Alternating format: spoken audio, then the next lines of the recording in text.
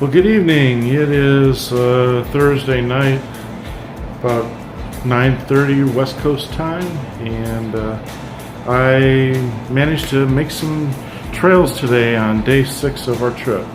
Got my bike picked up about 10:30 or so this morning.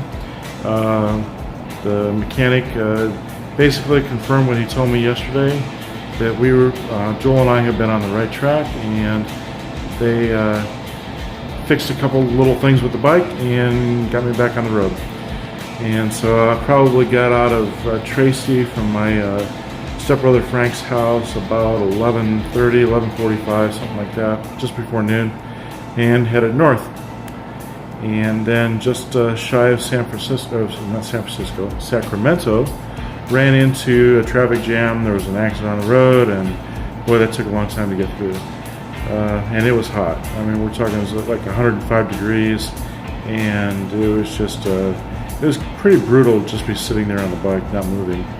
And it was even more brutal moving. 80 miles an hour at 75 degrees or 105 degrees in your face wears you out pretty fast. So therefore, I was making a lot of frequent stops for water, and my bowels were moving like crazy too. Too much information. Anyway, every time I stopped, I had to go, and so my stops took a little bit longer than they should have. So therefore, I didn't make a lot of miles today. I did put down 300 miles before I settled in for the night in Ashland, Oregon. So I had at least made it into Oregon. North of Redding, California, I had a couple issues with the bike.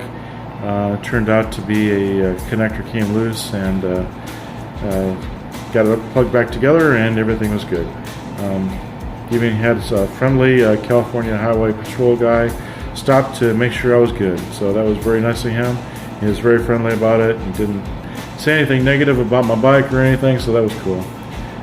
Anyway, got the bike fixed, got it back on the road, and headed up, and shortly after that, got into the mountains, and it was gorgeous.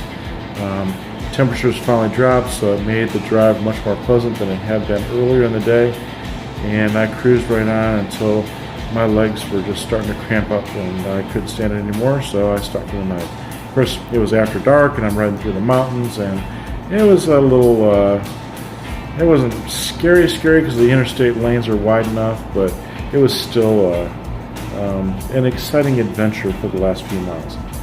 So anyway, that was it for the day.